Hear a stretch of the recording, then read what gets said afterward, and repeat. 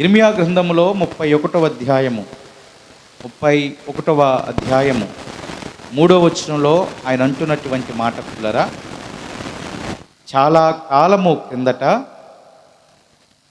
యెహోవా నాకు ప్రత్యక్షమై ఇలా నేను శాశ్వతమైన ప్రేమతో నేను నిన్ను ప్రేమించుచున్నాను గనుక విడువక నీ ఎడల కృప చూపుచున్నాను అని దేవుడు సెలవిస్తూ ఉంటున్నటువంటి మాట.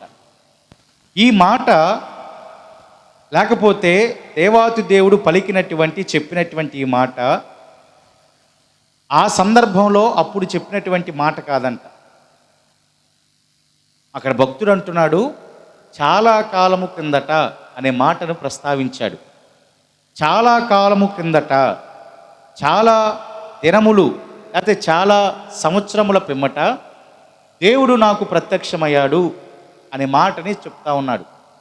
అప్పటికప్పుడే చెప్పినటువంటి మాట కాదు పుల్లారా. ఆ సందర్భంలో అప్పటికప్పుడే చెప్పినటువంటి మాట కాదు. చాలా కాలము క్రిందట దేవుడు తన బిడ్డల్ని బలపరచడానికి, తన బిడ్డల్ని బలపరిచేటటువంటి క్రమములో చాలా సంవత్సరాల క్రిందట చెప్పినటువంటి మాట, శాశ్వతమైన ప్రేమతో నేను నిన్ను ప్రేమించుచున్నాను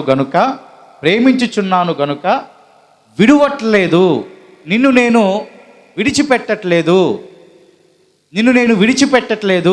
విడిచిపెట్టక కృప చూపేటటువంటి దేవుడుగా ఆయన ఉన్నాడు. ఈ మాట ఇప్పుడు చెప్పబడింది, చాలా కాలము కిందట అనే ప్రస్తావన అక్కడ వచ్చింది పుల్లారా.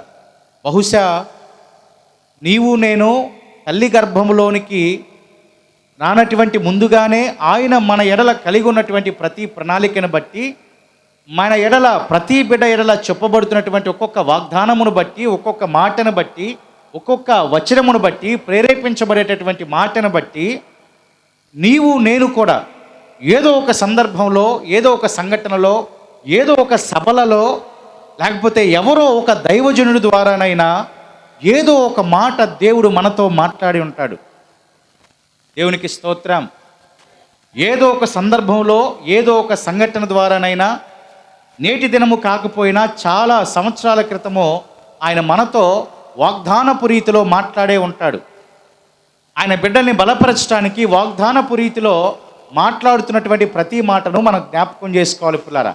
అందుకే భక్తుడు జ్ఞాపకం చేసుకుని ఏమన్నాడు, చాలా కాలం క్రితం దేవుడు ప్రత్యక్షమయ్యి శాశ్వత ప్రేమతో, కృపతో నన్ను విడవకుండా ఆయన కాచి కాపాడుతాడు అనేటటువంటి మాటను ఆయన జ్ఞాపకం చేసుకుంటా ఉన్నాడు.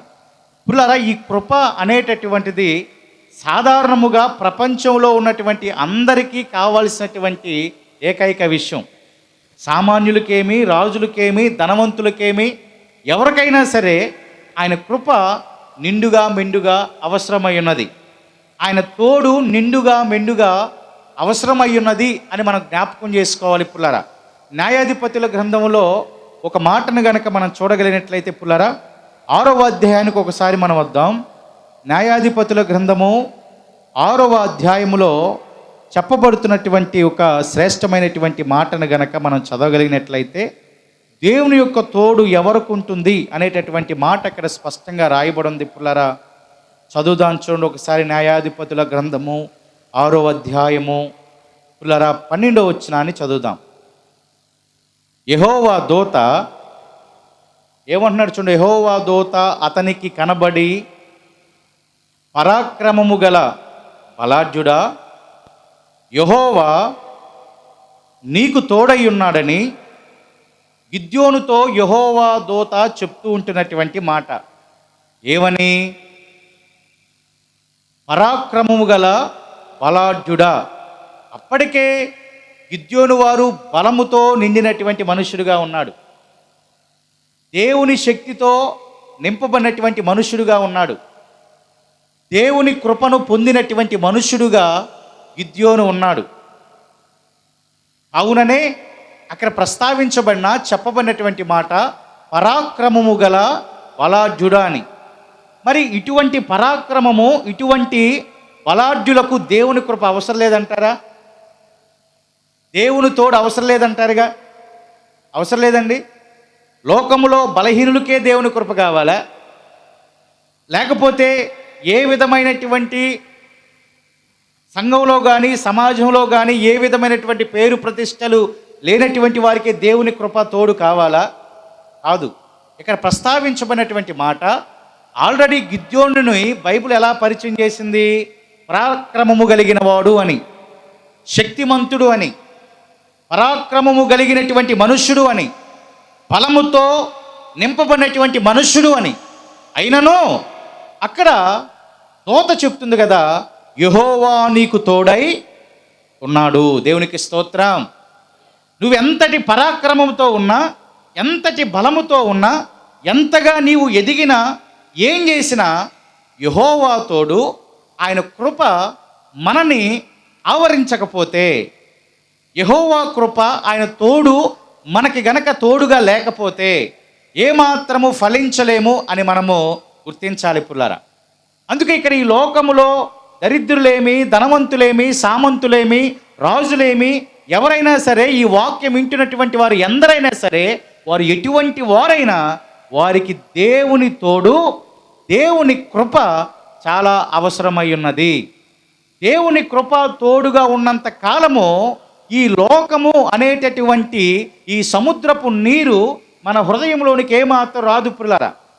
కానీ ఎప్పుడైతే దేవుని కృప దూరం అవుతుందో, ఎప్పుడైతే దేవుని తోడు దూరం అవుతుందో, దాదాపుగా ఈ లోకము మన హృదయంలోనికి వచ్చేసి మనం దాదాపుగా ఆయన యొద్ద నుంచి విడిచిపెట్టబడతాం. ఆయన యొద్ద నుంచి మనం దూరపరచబడతాం. ఆయన యొద్ద నుంచి మనం దూరపరచబడినప్పుడు ఇంకా మనం ఏమి ప్రయత్నాలు చేసినా, ఏ పనులు చేసినా, ఏ విధమైనటువంటి కార్యములు మనం తలపెట్టినా అవి జరిగేటటువంటివి కానే. ఇప్పుడు మనం గమనించాల్సిన మాట, మనకి ఎంతున్నా ఏమున్నా ఆయన తోడు మనకి ఇప్పుడు కావాలి.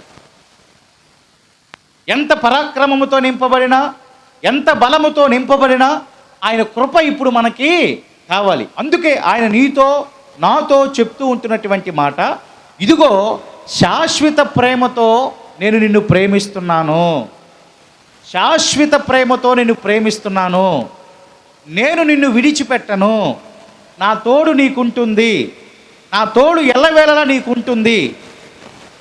వరకు అది లోకం అనేటటువంటి సముద్రము మనలోనికి రానంత వరకే, లోకం అనేటటువంటి సంప్రదాయాలు మనలోనికి రానంత వరకు మాత్రమే ఆయన యొక్క కృప, ఆయన యొక్క తోడు మనకు ఉంటుంది. కానీ ఒక్కసారి ఆ లోకం అనేటటువంటిది మనలోనికి వచ్చేసినప్పుడు మనం మునిగిపోతాం, ఆత్మీయ స్థితిలో పడిపోతాం, ఆత్మీయ క్రమంలో పడిపోతాం, ఎదగలేం.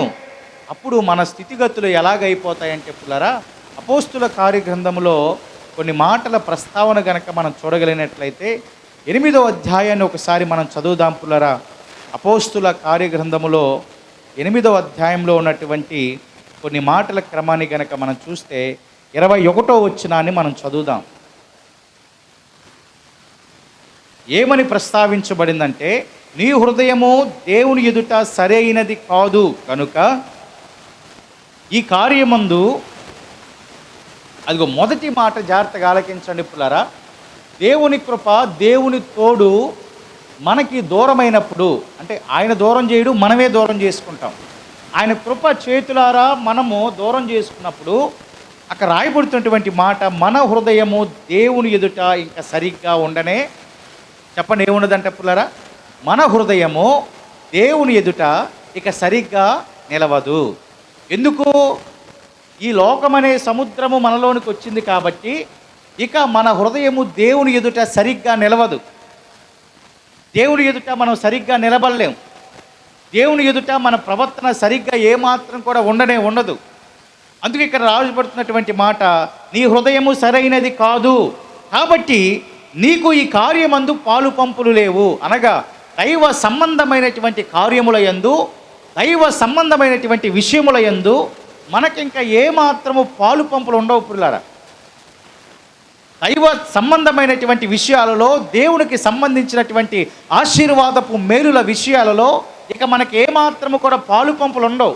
ఎందుకని? కారణం, హృదయము సరిగా లేదు కావున, హృదయము ఆయన ఎదుట సరిగ్గా కనబట్టలేదు కావున, ఇక దేవునికి సంబంధించినటువంటి ఏ విషయాలలో మనకి పాలు పంపులు, మనం అనుకుంటాం నాకు దేవునికి సంబంధించిన విషయాలలో పాలు పంపులు ఉన్నాయని, కానీ లేఖనం మాట్లాడుతూ ఉంది ఇక ఆ మనుషుడికి, ఆ మనుషురాలకి దైవ సంబంధమైనటువంటి విషయాల్లో పాలు పంపులు ఉండవు, చూడవు. దేవుని ఆశీర్వాదాలు వారు ఏమాత్రం కూడా చూడలేరు పిల్లరా. దేవునికి సంబంధించినటువంటి ప్రతి దీవెన వారు ఏమాత్రం కూడా చూడలేరు. కారణం ఏంటంటే వారి హృదయము ఆయన ఎదుట సరైనదిగా లేదు, సరైనదిగా లేదు. బైబిల్ గ్రంథంలో రాయబడుతున్నటువంటి మాటలు పులారా, ఇశ్రాయేలు జనాభా అంట దేవాతి దేవునికి వారు అలసిపోయే అంతగా ప్రార్థన చేశారంట, వారు నీరసిల్లే అంతగా ప్రార్థన చేశారంట. ఎందుకు? దేవుడి మీద ప్రేమతో కాదు పులారా, ఎవరి మీద ప్రేమతో కాదు, దేవుడి మీద ప్రేమతో కాదు వారు చేసింది. వారికి వచ్చినటువంటి శ్రమని బట్టి, వారు పడుతున్నటువంటి బాధను బట్టి, వారు పడుతున్నటువంటి వేదన కృంగుదలను బట్టి బాగున్నంత కాలము అలాగ ఏమాత్రం దేవునికి ప్రార్థన చేయకుండా, ఎప్పుడైతే వారు కృంగదీయబడ్డారో, ఎప్పుడైతే వారు ఆ స్థితిలోనికి వచ్చారో అప్పుడు వారు విస్తరించి దేవదేవునికి ప్రార్థన చేసేవారంట. అంటే అప్పటి వరకు వారి హృదయము దేవుని ఎదుట ఎలాగ లేదంట పిల్లారా, సరైనదిగా లేదు. దేవుని ఎదుట వారి హృదయము సరిగ్గా లేదు కావునే వారికి ఆ కృంగుదల, ఆ విధమైన కష్టము, ఆ విధమైనటువంటి వేదన వచ్చి మాకు వేదన వచ్చింది అని గమనించిన తదుపరి అప్పుడు దేవుడు గుర్తుకొచ్చి, దేవుడి మీద ప్రేమ గుర్తుకొచ్చి అప్పుడు వారు ఏం చేయటం మొదలు పెడుతున్నారంటే ప్రార్థన చేయటం మొదలు పెడుతున్నారు. అప్పుడు వారు దేవుని సన్నిధిలో మొరపెట్టడం మొదలు పెడుతున్నారు. నిజమైపోయారా? ఆ సమయంలో నిజంగా వారి హృదయాన్ని మార్చుకొని, వారి హృదయ తలంపులు మార్చుకొని వారు గనక దేవుని సన్నిధిలో యథార్థంగా ప్రార్థన చేస్తే ఎప్పుడు ప్రార్థన చేసినా దేవుడు ఆలకించి వారిని బలపరుస్తాడు, కాదంటల్లా. కానీ వారు బాగున్నంత కాలము ఏమయ్యాడు దేవుడు? వారు మంచిగా ఉన్నంత కాలము దేవుడు గుర్తుకు రాలేదా అంటే గుర్తుకు రాలా. సాఫీగా జీవితము కొనసాగుతున్నంతకాలం దేవుడు గుర్తుకు రాలేదా? గుర్తుకు రాలా. ఎప్పుడైతే వారి జీవితంలోనికి కష్టాలు అనేటటువంటివి వచ్చేసాయో అప్పుడు వారు విస్తరించి ప్రభునకు ప్రార్థన చేయటము మొదలు పెడతా ఉన్నటువంటి సందర్భాలు పాత నిబంధనలో చాలా ఉన్నాయి పిల్లలు. నేటి దినాన నా హృదయము సరిగ్గా లేనంత కాలము ప్రభువునకు ప్రార్థన చేయాలనే ఆలోచన కూడా రాదు.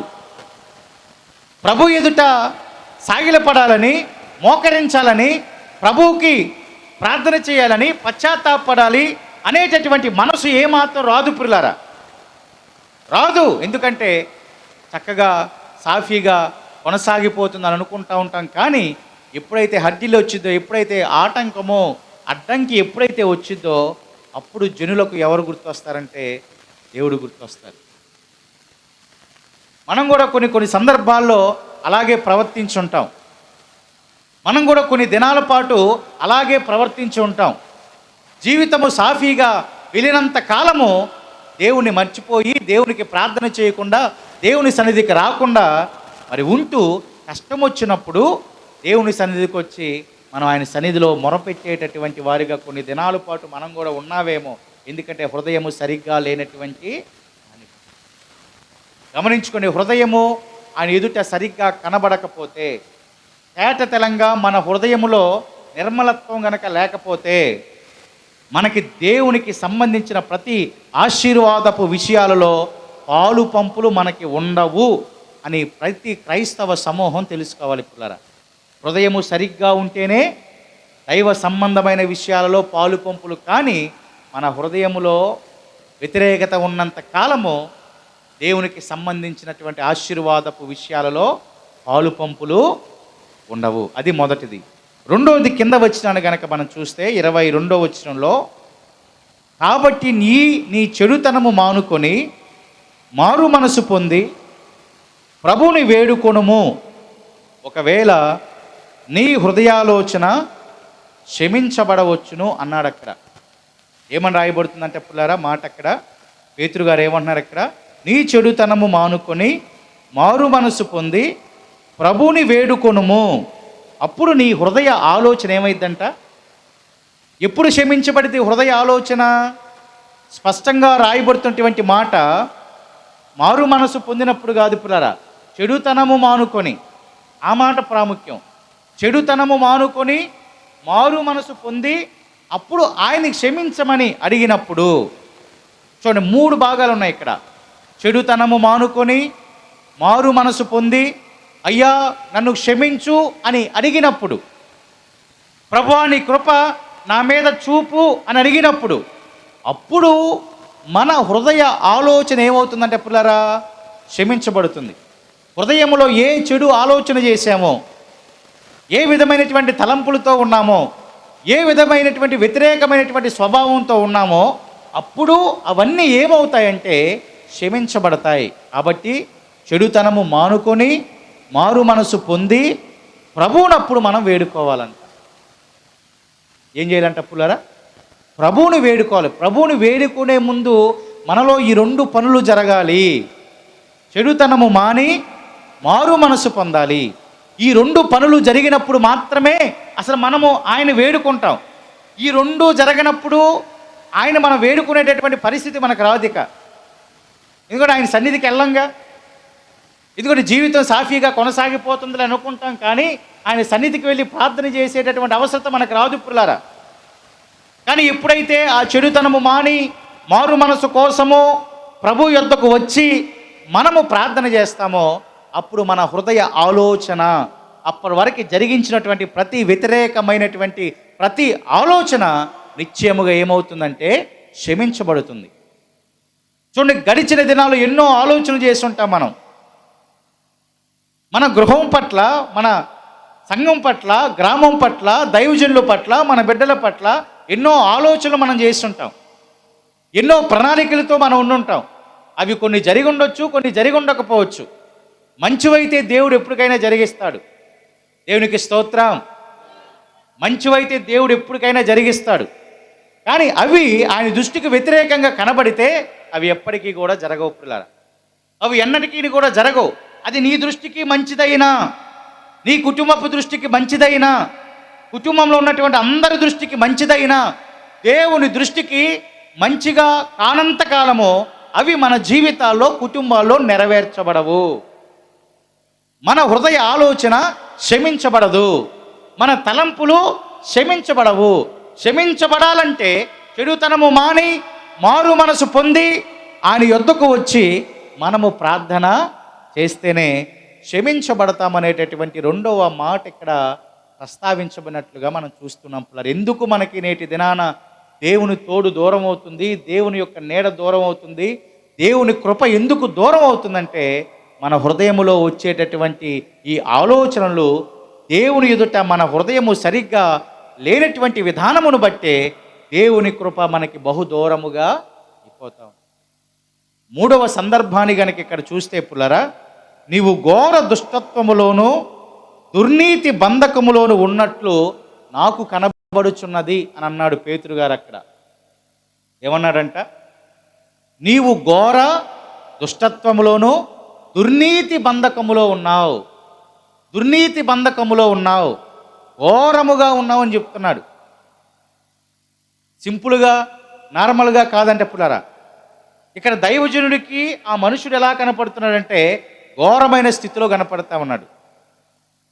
అందుకే ప్రస్తావించాడు అక్కడ, ఘోర దుష్టత్వంలోనూ ఉన్నావు, నీ దుర్నీతి నాకు క్లియర్గా కనబడతా ఉంది, నీ దుష్టత్వం నాకు క్లియర్గా కనబడతా ఉంది, నీవు నా గురించి ఎవరికి తెలియదులే అని అనుకుంటూ ఉన్నప్పటికీ కూడా దేవునికి తెలిసిద్ది, దైవజనుడికి కూడా తెలిసిద్ది పుల్లారా. దేవునికి తెలిసిద్ది, నడిపిస్తున్న సంఘ నాయకుడైనటువంటి దైవజనుడికి కూడా తెలుస్తుంది. కావున ఇక్కడ అంటున్నటువంటి మాట, నీవు ఘోర దుష్టత్వములో దుర్నీతి బంధకములో ఉన్నావని నాకు కనబడుచున్నది. మరి అటువంటి బంధకములో ఉన్నప్పుడు, దుష్టత్వం ఉన్నప్పుడు ఆయన కృప మనకు ఉండిద్దా? ఆయన తోడు ఉండిద్దా?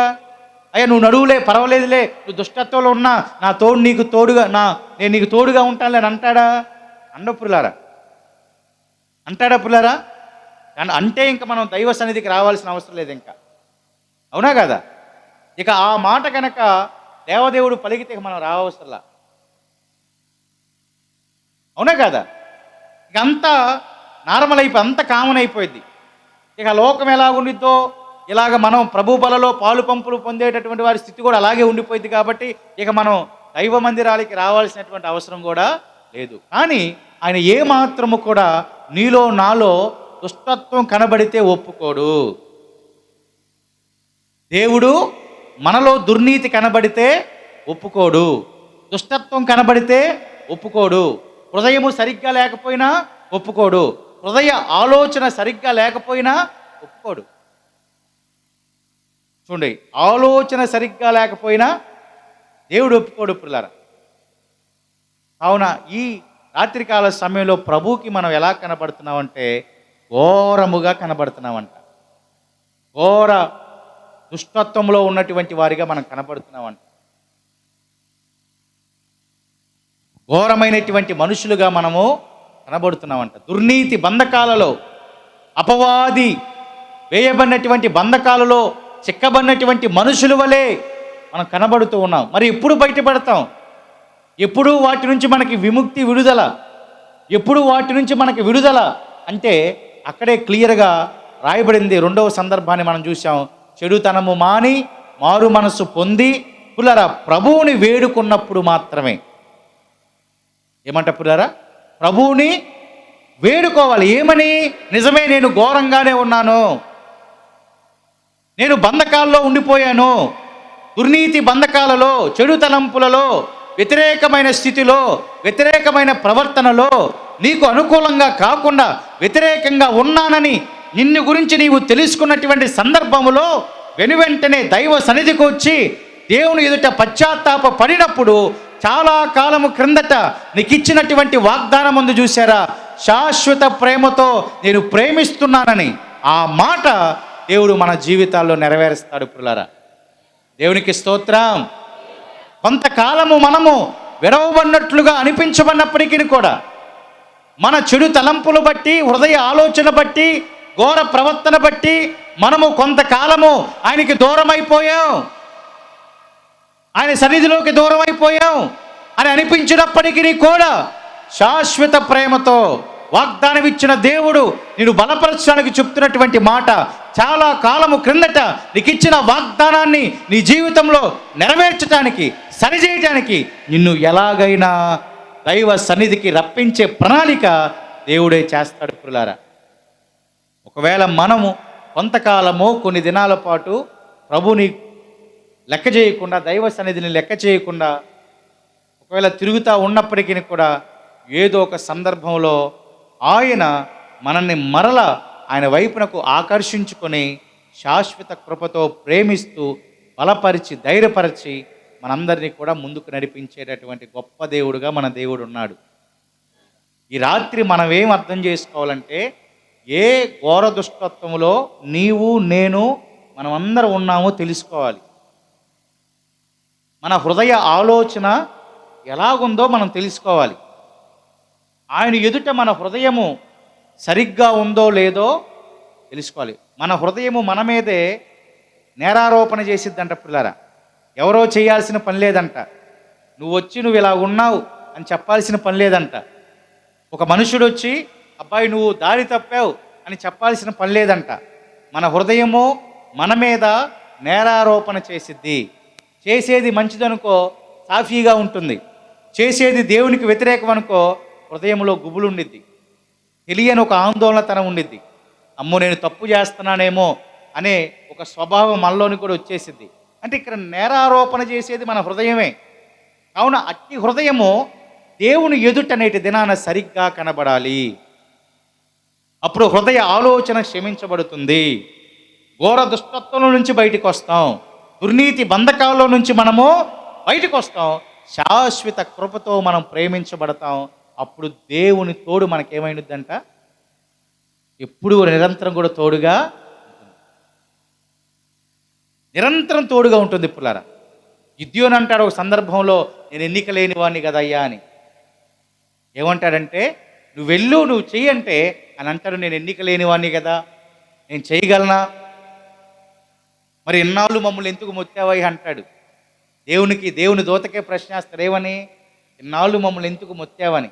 అంటే వీళ్ళు చేసినటువంటి పనులేమో చెప్పకుండా మమ్మల్ని ఎందుకు ఇలాగ అప్పగించామంటాడు. అంటే దానికి కారణం ఏంటి, నా చెప్పా, సాఫీగా సాగుతున్నంత కాలము దేవుణ్ణి మరిచారు, కావునే వారికి ఆ బాధలు, ఆ శ్రమలు, కష్టాలు వచ్చినాయి అని గమనించుకున్న వారు మరలా వెలిగెత్తి ప్రార్థన చేయటం మొదలుపెట్టారు. కావునే దేవుని కృప గిద్యోనుని ఆవరించి అతని ద్వారా ఇశ్రాయేలు జనాభాకి రక్షణ కలిగేటట్లుగా, ఇశ్రాయేలు జనాభాకి నెమ్మది కలిగేటట్లుగా దేవుడు ఒక ప్రత్యేకమైనటువంటి ప్రణాళికను రూపొందించాడు పుల్లారా. నేటి ఈ రాత్రికాల సమయంలో మనమందరము కూడా ఈ రీతిగా దీవించబడాలి, ఆశీర్వదించబడాలి. మనం ప్రభువా అని పిలిచిన ప్రతిసారి కూడా నేను సమీపముగానే ఉన్నాను అని దేవుడు మనతో మాట్లాడే సందర్భం ప్రతిదినం మనకు రావాలంటే మన హృదయము ఆయన ఎదుట సరిగ్గా ఉండాలి. ఎలా ఉండాలంట, సరిగ్గా ఉండాలి. హృదయ ఆలోచన సరిగ్గా ఉండాలి. దుర్నీతి బంధకాల నుంచి బయటకు రావాలి. దుష్టత్వం నుంచి మనము బయటకు రావాలి. అప్పుడు మాత్రమే మనం క్షమించబడతాం, శాశ్వత కృపతో నింపబడతాం, ప్రేమతో మనం నింపబడతాం. కానీ మన బుద్ధి చూపిస్తున్నంత కాలం మనం ఏమాత్రం దీవించబడాలి. ఏ బుద్ధి అని చెప్పాను మీకు గుర్తుందండి? పోయిన వారం ఏ బుద్ధి అని చెప్పాను?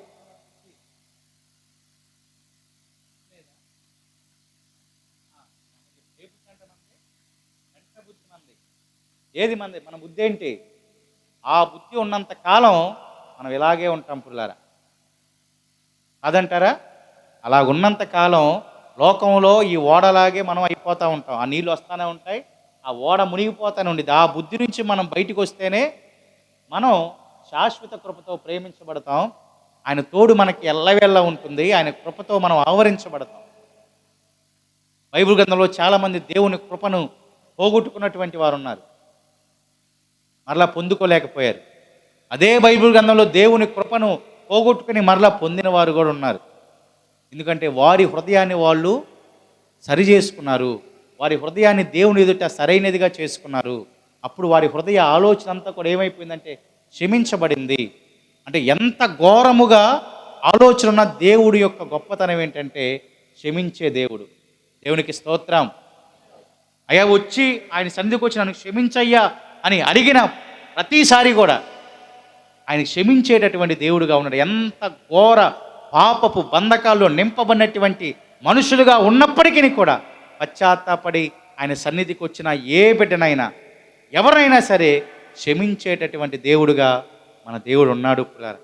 కావున ఈ రాత్రికాల సమయంలో ఇంకా తెలిసి ఇంకా మన పాపములు క్షమించబడకపోతే, ఇంకా ఆయన యవ్వన రక్తము ద్వారా మనం కడగబడకపోతే, యవ్వన రక్తము ద్వారా కడగబడి కూడా ఇంకా హృదయ ఆలోచన సరిగ్గా లేకపోతే, మన హృదయము ఆయన ఎదుట సరిగ్గా లేకపోతే, చూడండి పిల్లలు ఏ మాట అంటున్నా నేను, కడగబడి కూడా హృదయ ఆలోచన సరిగ్గా లేకపోతే, కడగబడి కూడా దేవుని ఎదుట మన హృదయము సరిగ్గా లేకపోతే, ఇదే మంచి సమయం ప్రభుని మనము క్షమాపణ అడిగేటటువంటి సమయం, ప్రభుని మనం పశ్చాత్తాపముతో వేడుకునేటటువంటి సమయము, సందర్భము. కావున ఈ రాత్రికాల సమయంలో పిల్లరా మోకరిద్దాం, ప్రార్థన చేద్దాం.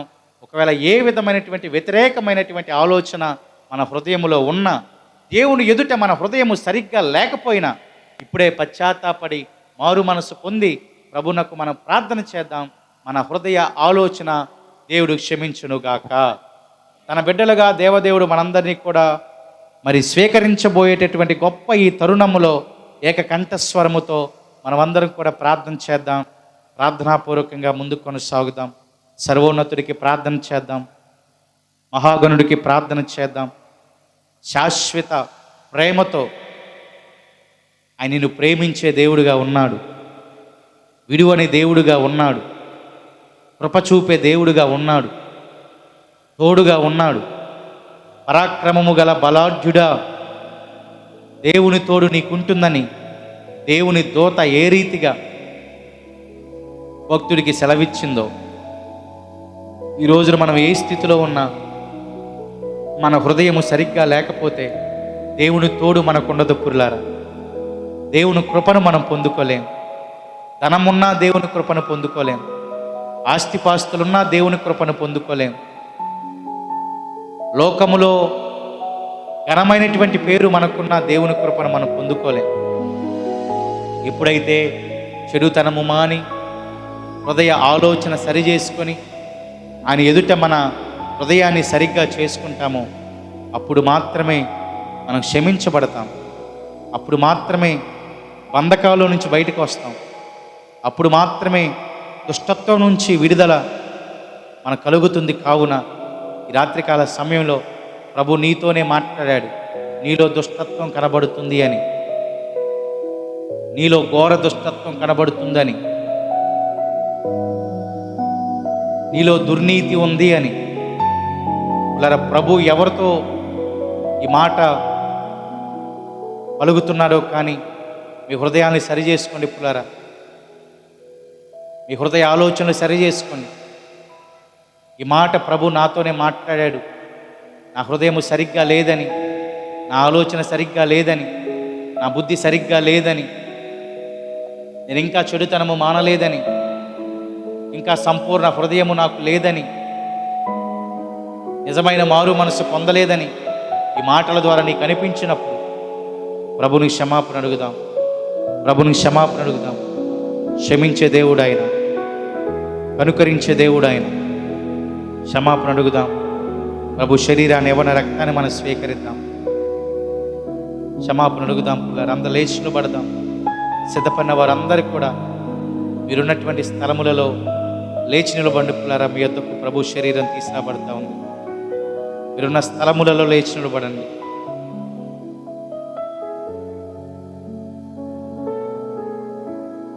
సముద్రం లాంటి లోకము నీ హృదయంలోనికి వస్తుందా? అప్పుడు నీ హృదయము సరిగ్గా దేవుని ఎదుట ఉండదు పుల్లారా. సముద్రము లాంటి లోకము నీ ఆలోచనలోనికి వస్తుందా? నీ ఆలోచన అప్పుడు దేవునికి సంబంధించిన ఆలోచనగా ఉండదు పుల్లారా. దైవ సంబంధమైన ఆలోచన నీకు మేలును కలుగ